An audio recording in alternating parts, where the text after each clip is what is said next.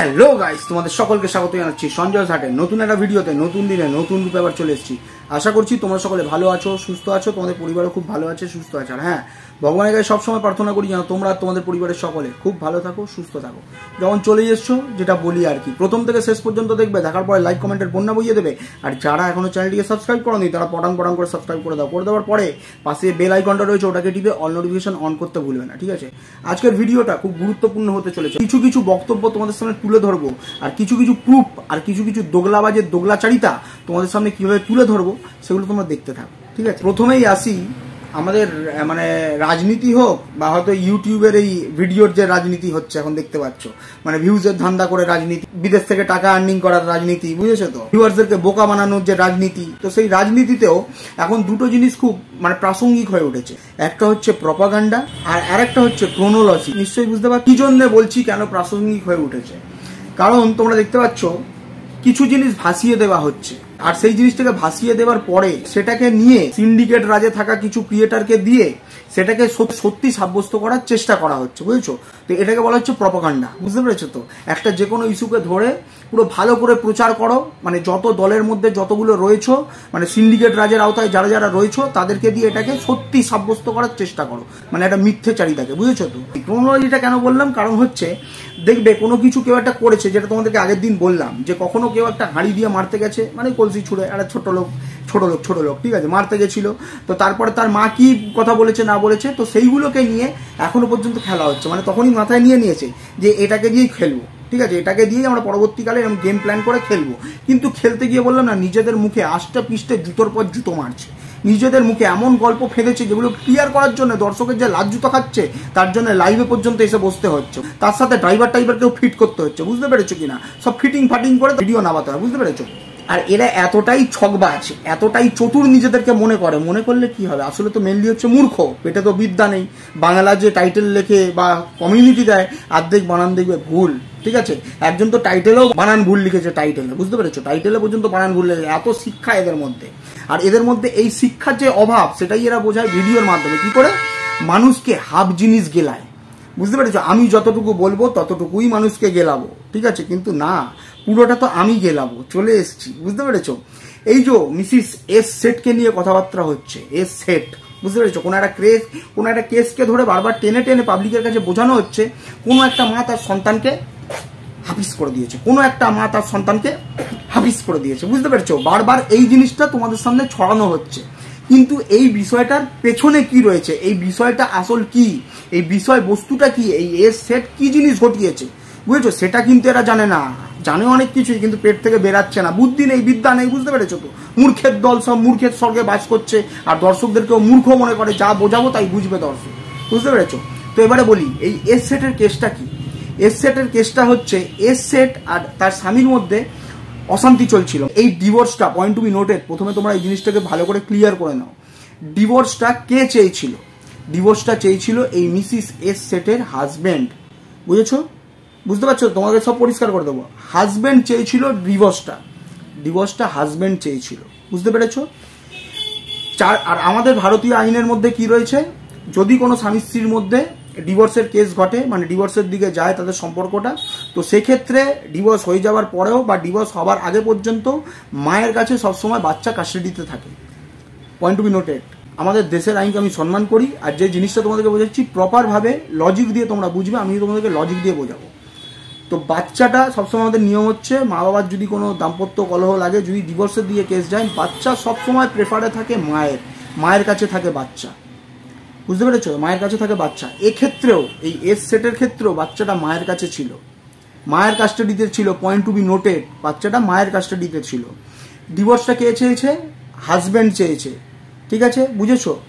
এবারে এই ভদ্রমহিলা হচ্ছে একটা বড় কোম্পানির সিইও, বুঝতে পেরেছো? খুব নামি দামি কোম্পানির একটা সিইও, তার কাছে অর্থের কোনো অভাব নেই।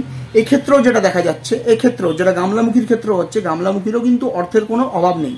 তার বাবা স্টাবলিশ, ঠিক আছে, টাকা পয়সা প্রচুর আছে, যেটা এরাই বলছে, যেটা এই দোগলা দালালগুলো যারা রয়েছে, যারা ইচ্ছা করে মানে কন্ট্রোভার্সি ছড়িয়ে দেওয়ার চেষ্টা করছে ভুলভাল গল্প দিয়ে, এরাই কিন্তু বলেছে ও খুব বড় লোক। আর তার সাথে কি হচ্ছে, ওর যে পরপুরুষটাকে ধরেছে সেও নাকি খুব বড় লোক। ওরা বলছে টাকা পয়সা দিয়ে তুই সব কিনতে পারবি, ঠিক আছে, তার মানে টাকা পয়সা রয়েছে, তো অর্থের অভাব নেই, ঠিক আছে। ঠিক সেই ক্ষেত্রে এস সেটেরও টাকার কোনো অভাব ছিল না, কি ছিল না, টাকার কোনো অভাব ছিল না। কেন তাহলে নিজের সন্তানকে সে হাফিজ করে দিল? এদের কথায় হাফিজ করে দিল। কথাটা হচ্ছে যে স্বামী যে স্ত্রীর সাথে সম্পর্ক রাখেনি, সম্পর্ক রাখতে চাইনি, ডিভোর্স পর্যন্ত করে দিয়েছে, ডিভোর্স হয়ে গেছে, তো তখন সেই স্ত্রীর মধ্যে একটা হিংসা পরায়ণ মনোভাব তৈরি হয়। কি কেন তৈরি হয়? কারণ যে হাজব্যান্ডটা, যার সাথে আমি বিয়ে করলাম, আমার সাথে কোনো সম্পর্ক নেই, ডিভোর্স দিয়ে দিয়েছে, বাচ্চাটার জন্য তার সাথে আমাকে সম্পর্ক রাখতে হবে, মানে প্রতি সপ্তাহে আসবে, তাকে দেখতে হবে, দেখাতে দিতে হবে, ঠিক আছে, দেখা দেবো, তারপর ওকে দেখাবো, ও নিজের মজা মেরে ঘুরে বেড়াবে, ঠিক আছে, সবকিছু করবে। যার কারণে হিংসা পরায়ণ হয়ে, পয়েন্ট টু বি নোটেড, হিংসা পরায়ণ হয়ে তখন বাচ্চাটাকে হাফিজ করে দেয়। ঠিক আছে, যে না থাকবে বাঁশি, না থাকবে বাঁশুড়ি। আইনটাও কতটা শক্ত দেখো, সে যে নোংরামো করেছে, সে যে বাচ্চাটাকে মেরেছে, তারপরেও তার আইনত ভারতীয় আইনের দণ্ডবিধিতে তার সাজা পর্যন্ত হয়েছে। তার মানে বুঝতে পারছো, কেউ এখান থেকে ছাড় পাবে না। অপরাধ যদি কেউ করে তো সে ছাড় পাবে না। আর ঠিক এই ক্ষেত্রে দেখো, ডিভোর্সটা কে চেয়েছে? ডিভোর্সটা চেয়েছে এই গামলামুখী ডিভোর্সটা চেয়েছে, যার কারণে সন্তানটাকে পর্যন্ত ছেড়ে দিয়ে চলে গেছে। আর ডিভোর্সটা কে দিতে চাইছে না? এই ছোট লোক ক্রিয়েটারটা ডিভোর্সটা দিতে চাইছে না। তাহলে পয়েন্ট টু বি নোটেড, হিংসা পরায়ণটা কে হয়ে ওঠার কথা? হিংসা পরায়ণ মনোভাবটা কার মধ্যে আসার কথা? যেটা তোমরা কন্টিনিউ দেখতে পাচ্ছ, বাচ্চাকে দেখতে দেয় না, বাচ্চার সাথে দেখা পর্যন্ত করতে দিতে চায় না, বাচ্চাকে ওর সামনে পর্যন্ত আনতে চায় না। তাহলে হিংসা পরায়ণটা কে হয়ে উঠছে? নিশ্চয়ই বুঝতে পারছো যে আমি বাচ্চাকে দেবো না, আমি বাচ্চাকে দেখাবো না, আমি বাচ্চাকে মায়ের কাছে যেতে দেবো না। হিংসা পরায়ণটা কার হওয়ার কথা? এর। এখনো পর্যন্ত কাস্টডিতে কার আছে? এর। আইনত যদি ওরা আইনত স্টেপ নেয়, যদি একটা বাচ্চাকে তার মা নিতে চায়, সবাই জানে এটা, বোকার মতো যারা অন্ধ তারা ইচ্ছাকৃত করে বুঝতে চাইছে না, আর যারা বিদেশে কিছু বসে রয়েছে তারা হয়তো আমাদের আইন নিয়ে জানে না, তো তাদের কাছে ক্লিয়ার করে দিচ্ছি। মা যদি মনে করে আমি এক্ষুনি যাব, আইনত তাকে নিয়ে চলে আসবো, মা কিন্তু তাকে নিয়ে আসেনি। প্রথম দিনও যদি মনে করতো নিয়ে আসতো, তাকে প্রথম দিনই নিয়ে আসতো, তাকে নিয়ে আসেনি। তার মানে মায়ের ওই বাচ্চাটাকে প্রয়োজন নেই। Point to be noted my lord, মায়ের ওই বাচ্চাটাকে প্রয়োজন নেই, যেটা এই দালালরাই বলছে। এর আগে এতদিন পর্যন্ত বলে গেছে ওই বাচ্চাটা তোর প্রয়োজনই নেই, দরকারই নেই, ফেলে দিয়ে চলে গেছে। হ্যাঁ, তাহলে যখন ফেলে দিয়েই চলে গেছে, তাহলে তাকে কেন তুলতে যাবে? কেন তাকে হাফিজ করতে যাবে? তাই নয় কি? তাহলে কেন তাকে তুলতে যাবে? তাকে কেন হাফিসই করতে যাবে? এবারে হাফিসের গল্পতে আসি। এক্ষেত্রে হতে পারে অনেক গল্প হচ্ছে, তোমরা দেখতে পাচ্ছ। এখন হতে পারেতে চলে গেছে, বুঝতে পারছো? সব এখন হতে পারে। একজন ভাই একটা কথা বলছে ভিডিওতে, আবার তার পাতানো, ঠিক আছে, এসে আর একটা কথা বলছে ভিডিওতে। ঠিক আছে, প্রথম দিন ভাই কি বলেছিল, একজন হামলা করেছিল, একজন হামলাকারী, একজন মহিলা হামলা করেছিল। তারপরের দিন এসে বললো 3-4 জন শুধু ছবি তুলছিল। তার প্রথম দিন বললো কিরে ফোগলা, তুই গাড়ির পেছন থেকে বেরিয়েছিলিস, আমায় দেখতে পেয়ে এরকম থরথর করে কাঁপছিলিস। হ্যাঁ, তোর এত থরথর করে কাঁপছিল, তোর পেছন মেরে দিয়ে তোর বউকে নিয়ে চলে গেল, আরো তোর সামনে দাঁড়িয়ে থরথর করে কাঁপবে। আরে কি কষ্ট, তোকে দেখে কাঁপবে। তো হলো কি বললো, যে ও গাড়ির পেছন থেকে বেরাচ্ছিল, গাড়ির ভেতরে কে বসেছিল? ওর ওই পাতানো, ঠিক আছে, ওকেই হয়তো পেছন দিক থেকে, বুঝতে পেরেছো তো সেটাই হয়তো করছিল। প্রথম দিন ভিডিওতে বললো, পয়েন্ট টু বি নোটেড, সব পয়েন্টগুলো মেনাও। পরের দিনের দিদি এসে বলছে আশেপাশে ছিল, ও আশেপাশে কোথাও একটা ছিল। আর যে 3 জন নারীর কথা বলা হয়েছে, মুখে একেবারে এই সেই পড়ে এসছে, ভাই এক কথা বলছে, আবার দিদি এক কথা বলছে, পাতানো, হ্যাঁ, আরেকটা কথা বলছি। দ্বিতীয় দিন বলছে 3 জন মুখের মধ্যে মাস্ক বেঁধে চলে এসেছিল, মানে ওড়না দিয়ে। আর দিদি বলছে হতে পারে 3 জন কোথাও ছিল, পেছন থেকে আমায় ধাক্কা মারতে পারতো, ফেলে দিতে পারতো, দিয়ে সবকিছু নিয়ে চলে যেতে পারতো। তোর আছে কি লোটার? তুই তো সব লুটিয়ে বেরিয়েছিস বাইরে। তোরা লুটতে কি আসবে? বুঝতে পেরেছিস? পরিষ্কার হচ্ছে তোমাদের কাছে, নিজেদের জালে নিজেরা জড়িয়ে পড়েছে, নোংরা খেলা খেলছে। আগা গোড়ায় প্রথম থেকেই নোংরা খেলা খেলছে তোমাদের ভিউজ আর্ন করার জন্য। প্রথমে বলা হলো হামলা করা হলো, ঠিক আছে, তারপরে এখন বলা হচ্ছে যে ফটো তুলেও নাকি হামলা করা যায়, কারণ ফটো তুলে নাকি হামলা করা যায়। তোমরা কোনো বিশ্বাস করো এইসব জিনিসগুলো? তোমরা বুঝতে পারছো কোন পর্যায়ে নিয়ে গেছে এরা নিজেদের গল্পটাকে? কোন গল্পকে, কোন গরুকে গাছে তুলেছে? হ্যাঁ, যেখানে দেখা যাচ্ছে প্রকাশ্যে সেই গাড়ির আশেপাশে সামনের দিকে একখানা পুলিশের গাড়ি ছিল, পুলিশের গাড়ি থাকা অবস্থাতে নাকি ওর উপরে হামলা হতে এসেছিল। বুঝতে পেরেছো কি গল্প ফেঁদেছে এরা? কখনো বলছে ফোগলা গাড়ির পেছন থেকে বেরাচ্ছে, কখনো বলছে ফোনে কথা বলছিল ফোগলা। আমাদের লজিক গুলো বুঝতে পারছো? মানে কারোর সাথে ফোনে কথাবার্তা বলা মানে হচ্ছে সে আমার আশেপাশে রয়েছে। আমি যদি এখন কারোর সাথে ফোনে কথা বলি, দূরের একটা এখানে দাঁড়িয়ে আমায় দেখা গেল, তার মানে বোঝা যাবে যে যার সাথে কথা বলছি সে আমার পাশে রয়েছে। বুঝতে পেরেছো? শোন, 2 নম্বরই ভাই আর 4 নম্বরই দিদি, তোদের উদ্দেশ্যে বলছি, তোরা পরিষ্কার করে বল, ফোগলা গাড়ির পেছনে ছিল নাকি ফোনে ছিল নাকি তোর তোর পতনের সাথে শুয়েছিল, ঠিক আছে, সেগুলো তোরা ক্লিয়ার কর। পজিশনটা কোথায় ওর ছিল? দুজন দুরকম কথা, দালালগুলোকে ভেরিয়ে দিয়েছিস, দালালগুলোও তাদের মতো কথাবার্তা বলছে। নিজেদের মধ্যে ক্লিয়ার কর, স্ক্রিপ্টটাকে একটু পাকাপোক্ত কর। আর স্ক্রিপ্টটা সবাইকে ফোন করে এক জায়গায় গ্রুপ কল করে আবার ভালো করে ঠিক করে বলতে বল। তোরা ঠিক করে জমাতে পারছিস না খেলাটা। আগে ঠিক করে বল যে ওই ফোগলাটা কোথায় ছিল, গাড়ির পেছনে ছিল নাকি আশেপাশে কোথাও ঘুরছিল, নাকি তোর ওই গামলার সাথে ফোনে কথা বলছিল, নাকি গামলার সাথে শুয়েছিল, নাকি তোর পাতানো এর সাথে পেছন থেকে ঢুকে শুয়েছিল, সেগুলো ক্লিয়ার কর। ওর পজিশনটাকে ক্লিয়ার কর যে কোন পজিশনেও ছিল। আর তার সাথে ক্লিয়ার কর আগে যে কে কোন পজিশনে ছিল, মানে তিনজন ছবি তুলছিল, নাকি একজন প্রথম দিন লাভ মেরে এসেছিল, নাকি একজন সামান্য এরকম করে ক্যামেরা নিয়ে ফটো তুলছিল, কোন কে পজিশনে ছিল সেগুলো কালে ক্লিয়ার কর। জানোয়ারগুলো কিছু কিছু সিন্ডিকেটে থাকা আবার তাদের ক্রিয়েটারকে দিয়ে এগুলো বলানো হচ্ছে ভিডিও করে যে মা কেন গিয়ে কেস করছে না, ঠিক আছে, মানে এই তবলামুখী কেন গিয়ে কেস করছে না, ঠিক আছে, যে তার নামে এত বড় বড় ব্লেম দেওয়া হচ্ছে, কেন গিয়ে কেস করছে না। হাস্যকর বিষয় মনে হচ্ছে না তোমাদের কাছে? হাস্যকর বিষয় মানে আমার সন্তানকে ধরে কেউ নাকি টানাটানি করলো, তুলে নিয়ে যাওয়ার চেষ্টা করলো, হাবিস করে দেওয়ার চেষ্টা করলো, অথচ কে কেস করবে? কে কেস করবে? যার এগেনস্টে নাকি আমি ক্লেম করছি যে ও তুলে নিয়ে গেছে, সে নাকি গিয়ে কেস করবে আমার এগেনস্টে, যে আমি কেন বলছি ও তুলে নিয়ে গেছে। হাস্যকর বিষয় তোমাদের কাছে মনে হচ্ছে না? কেসটা কার করার প্রয়োজন? কেসটা কে করবে? এখন ফেসে যাওয়ার পরে শুধু হচ্ছে হয়তো হয়তো হতেও তো পারে, হয়তো হয়তো হতে পারে। ঠিক যেরকম গামলা যখন বলেছিল যে ওর শাশুড়ি নাকি বলেছিল যে ওই গ্যাসের ওভেনের মধ্যে মুখটাকে চেপে ধরতে, হয়তো সেটাও সত্যি। গামলা যেরকম বলেছিল একতলা থেকে ধাক্কা মেরে ওকে ফেলে দেওয়ার চেষ্টা করা হয়েছে, তাহলে হয়তো ওটা সত্যি। এটা শুধু হয়তো আর নয়তোতে থেকে গেছে, কারণ হয় আর নয় আর ছয় করে করে এরা জীবনটা চালিয়ে ফেলছে। যখন আদালতে দৌড়াবে তখন বলবে হয়তো হয়তো। আদালত, দর্শক, এরা কি হয়তোর উপরে বসে রয়েছে নাকি প্রুফের উপরে বসে রয়েছে? এখন প্রুফ কোথায়? দোগলাগুলোর কাছে প্রুফ কোথায়? চিটিংবাজগুলোর কাছে প্রুফ কোথায়? চিটিংবাজি করে যাচ্ছে কন্টিনিউ, এদের কাছে প্রুফ কোথায়? আসলে কি জানিস পতিতা, তুই যে অ্যাক্টারকে নিয়ে খেলছিস সে হচ্ছে পুরো লাতখোর অ্যাক্টার। অ্যাক্টিং সে করতে পারে না, কনফিডেন্স নেই, যার কারণে একজন তাকে কমেন্ট করেছে একদম ঠিকঠাক কনফিডেন্সে তুমি আজকে মিথ্যা কথাগুলো বলেছো, বুঝেছিস? কিন্তু আগের বারে তুই যাদেরকে নিয়ে খেলছিলিস তারা অভিনেতা অভিনেত্রী ছিল, বুঝতে পেরেছিস? নিশ্চয়ই বুঝতে পারছিস। ওই জন্য তোর যে গেম প্ল্যানটা আগের বারে ছিল, একজনকে হসপিটালে পাঠিয়ে দিয়েছিলিস, দিয়ে শুয়ে দিয়ে নাটক করে লোককে ব্ল্যাকমেল করেছিলিস, মনে আছে তো? কিন্তু এক্ষেত্রে তুই ফেসে যাচ্ছিস, ঠিকঠাক অ্যাক্টিং করতে পারছে না। তোর ভাইকে ভালো করে শেখা অ্যাক্টিং করতেও, কোনো কিছু শেখেনি না। বউয়ের সাথে ভালো করে, বুঝতে পেরেছিস তো, কাজ করতে শিখেছে না অন্য কিছু করতে শিখেছে, যার কারণে দেখ বউ, কি আর বলবো, থাক, এটা বলে আর কিছু বলতে পারবো না, কারণ বউ পরিত্যক্তা, এটাই বললাম আপাতত। বাকি ব্যাপারটা বুঝে নি। এবারে আসি, গতকাল একখানা ভিডিও করেছিলাম, কোনো একটা দোগলামির পরিচয় দিয়েছিলাম তোমাদের সামনে, ঠিক আছে? সেটা দেখলাম লাইভে বসে বসে বলছে আমার বাচ্চা দিয়ে দিয়েছে। পয়েন্ট টু বি নোটেড, যে দোগলা অন্যের বাচ্চা, অন্যের কাচ্চা সকলকে নিয়ে নাকি বড় বড় ভাষণ মারতে যায়, এ দোগলা সে দোগলা, এটা করা ঠিক হয়নি, ওটা করা ঠিক হয়নি, এখানে এই লজিক নেই, ওখানে ওই লজিক, এখানে এই লজিকটা গুঁজে দিতে হবে, লজিকওয়ালি যাকে বলে, বুঝতে পেরেছো তো?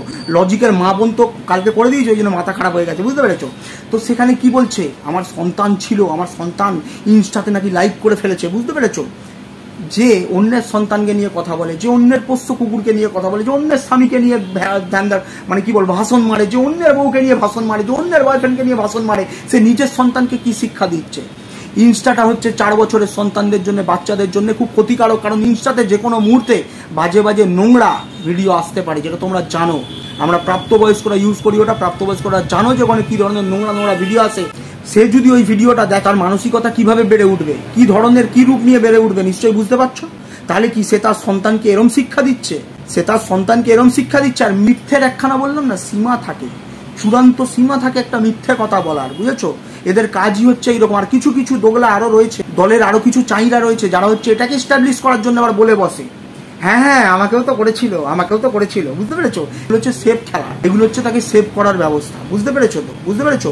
পয়েন্ট টু বি নোটেড, যে নিজে এত বড় বড় ভাষণ মারে, সে কি করে একটা ইনস্টার মতো জিনিস তার একটা ছোট্ট সন্তানের হাতে ধরিয়ে দিয়েছে, তার তাহলে মস্তিষ্কে কি ধরনের পরিণতি আসবে, তার মস্তিষ্ক তাহলে কিভাবে বেড়ে উঠবে, বুঝতে পারছো? নিশ্চয়ই নোংরা ভরে যাবে, নোংরামিতে ভরা থাকে ইনস্টা, প্রচুর স্ক্রোল করতে না করতে হুটহাট করে ভুলভাল ভিডিও আসে, ইনস্টাতে বলো এফবিতে বলো, আসে তো শর্টগুলোতে। তাহলে ইনস্টাতে তার সন্তান, ছোট সন্তান কি করছে? ছিল না, মিথ্যে কথা, প্রতিটা ভিডিওতে লাইক করেছে, আর কাউকে পারেনি, শুধু তাকেই পেয়েছে, বুঝেছো? আর কাউকে পায়নি, শুধুমাত্র ওই তবলাকেই পেয়েছে, গামলামুখীকেই পেয়েছে সব লাইকগুলো ঠুকে দেওয়ার। আর যেই ধরা পড়ে গেছে সব লাইকগুলো আবার তুলে নিয়েছে, বুঝতে পেরেছো? বাচ্চা খেলা বাচ্চার সাথে করো, সেটা ভালো লাগবে, আমার সাথে নয়। বুঝেছো তো? এরা এক একটা ক্রিমিনাল, বুঝেছো? এরা হচ্ছে এক একটা ক্রিমিনাল, এক একটা টাইমে এক একটা চ্যানেলকে শেষ করে দেওয়ার চক্রান্ত করেছে। চক্রান্ত করে পর্যন্ত ক্রিমিনাল কেস পর্যন্ত খেয়েছিল, থানা অবধি দৌড় করানো হয়েছিল। এদিকে দেখেছো নিশ্চয়ই, জানো তোমরা। এখন যারা নাকি সাধু বেশে ঘোরার চেষ্টা করছে, তারা এক সময় একটা চ্যানেলকে শেষ করে দেওয়ার চক্রান্ত করেছে। অন্য অন্য নাম, অন্য অন্য অনেক কিছু চরিত্র বানিয়ে বানিয়ে শেষ করে দেওয়ার চেষ্টা করেছে। মনিকা তৈরি করেছে, অনেক কিছু তৈরি করেছে, বুঝতে পেরেছো? তো এরা আজকে পরিষ্কার হওয়ার চেষ্টা করছে দর্শকের সামনে, তাও কিভাবে? নোংরামি দিয়েই আর মিথ্যেচারিতা দিয়ে, বুঝতে পেরেছো? ধরা কালকে পড়ে গেছে, আর কিছু করার নেই। আর একটা মেন পয়েন্টে আসি, যেটা তোমরা মিস করেছো। এই পতিতা তার ভিডিওতে বলছে, পয়েন্ট টু বি নোটেড, পতিতা তার ভিডিওতে বলছে যে ড্রাইভার ছিল, সেই ড্রাইভারকে নাকি ও পাঠিয়েছিল কোনো এক সুলভ শৌচালয়তে। তোমরা সকলেই জানো সুলভ শৌচালয়তে দুটো ডিভিশন থাকে, একটা পুরুষের ডিভিশন, একটা নারীর ডিভিশন, মহিলাদের ডিভিশন, তাই তো? তো সেখানে নাকি একজন পুরুষ ড্রাইভারকে ও পাঠিয়েছিল যে টয়লেটে গিয়ে দেখে এসো টয়লেটটা পরিষ্কার আছে নাকি, কারণ আমি পরিষ্কার না থাকলে ওখানে শুতে পারবো না। বুঝতে পেরেছো? তোমার সাথে পরিষ্কার যদি না থাকে ওখানে আমি শুতে পারবো না। তোমরা কি বুঝতে পারছো এর মধ্যে? কোনো পুরুষ ড্রাইভার, পুরুষ মানুষ গিয়ে মহিলা শৌচালয়তে ঢুকে গিয়ে, মানে মহিলা শৌচালয়তে ঢুকে গিয়ে দেখবে যে মহিলা শৌচালয়টা ঠিকঠাক পরিষ্কার আছে কিনা, তারপরে এসে রিপোর্টিং দেবে, হ্যাঁ একদম ক্লিন আছে, আপনি যেতে পারেন, আপনার ওই গামলার মতো চেয়ারটা নিয়ে আপনি শুতে পারেন, তারপরে আমি কাজ করতে পারি। মানুষকে বললাম না, খেলো খেলো কথাবার্তা বলছে, মানুষকে খেলো খেলো কথাবার্তা বলছে। কে আছো? কোন পুরুষটা গিয়ে ওরকম মহিলা টয়লেটে গিয়ে তোমরা খোঁজ নিয়ে আসো যে দেখি তো মহিলা টয়লেটটা ভালো আছে কিনা। ম্যাক্সিমাম তোমরা বাইরে থেকে দেখো যে কে বসে রয়েছে, ওই টাকা নেয় ওখান থেকে, 2 টাকা 3 টাকা করে নেয়, টয়লেট করতে আলাদা, বাথরুম করতে আলাদা, নিশ্চয়ই স্নান করতে আলাদা। কে কোন পুরুষ গিয়ে দেখে যে মহিলা টয়লেটের ভেতরে, কারণ ওখানে আরো মহিলারা থাকে, অনেকগুলো টয়লেট থাকে, সেখানে মহিলারা যে কোনো অবস্থায় থাকতে পারে, ওখানে পুরুষ অ্যালাউই নয়, অথচ পুরুষ ড্রাইভারকে নাকি পাঠাচ্ছে গিয়ে দেখো তুমি আমার বাথরুমটা দেখে এসো। তার মানে ড্রাইভারটার সাথে কিরম ব্যাপার, ড্রাইভারের সাথে তাহলে কিরম সম্পর্ক এর, যে একটা পর পুরুষকে বলছে যাও গিয়ে তুমি দেখে এসো। এত প্রাণে ভয় কেন, এত প্রাণে ভয় কেন রাস্তায়? তার মানে কত বড় ক্রিমিনাল, কত বড় ক্রাইম করেছে যে ভয়ে ভয়ে এদেরকে থাকতে হচ্ছে। আর যে গল্পটা ফাঁদা হচ্ছে, এটা এমন তো নয় যে রোজ বলছে বাঘ এসছে বাঘ এসছে বাঘ এসছে, আর একদিন সত্যিকারের বাঘ আসবে। কেমন ধরনের যেন বাঘ আসবে? হয়তো বাপই নিজে কাজটা সেরে দেবে, ছেড়ে দিয়ে মায়ের নামে চক্রান্ত করে ফাঁসাবার চেষ্টা করবে। কেন হচ্ছে? পেছনেই দেখতে পাচ্ছ তোমরা, বাইকের পেছনে করে নিয়ে এখন থেকেই ঘুরে বেড়াচ্ছে, নিজের রাস্তা পরিষ্কার করাবে। সে হয়তো বলে দিয়েছে যে ওটা থাকলে আমি ঘরে ঢুকবো না, ওটা থাকলে আমি ঘরে সংসার করতে পারবো না, তো ওটাকে পরিষ্কার করে দাও। এখন কেস দেওয়ার ধান্দা করছে এরকম ধরনের দোগলা কিছু ক্রিয়েটারকে মিলে, যে ওর মাকে ফাঁসিয়ে দাও এটা দিয়ে। বুঝতে পেরেছো? Point to be noted. এরকমও তো হতে পারে, যখন এরা বলছে তখন আমারও তো মনে হয় হতে তো পারে এরকম কোনো গেম প্ল্যান করছে এরা। তো চলো বন্ধুরা, তোমরা সকলে ভালো থেকো, সুস্থ থেকো, সঞ্জয় স্যারের পাশে থেকো। দেখা হচ্ছে আবার পরবর্তীকালে আর একটা ভিডিওতে। আপাতত টাটা। আসছে, বলেছিলাম কালকের যে ভিডিওটা সেটা আসবে, একটু অপেক্ষা করো, বুঝেছো তো? আসছে।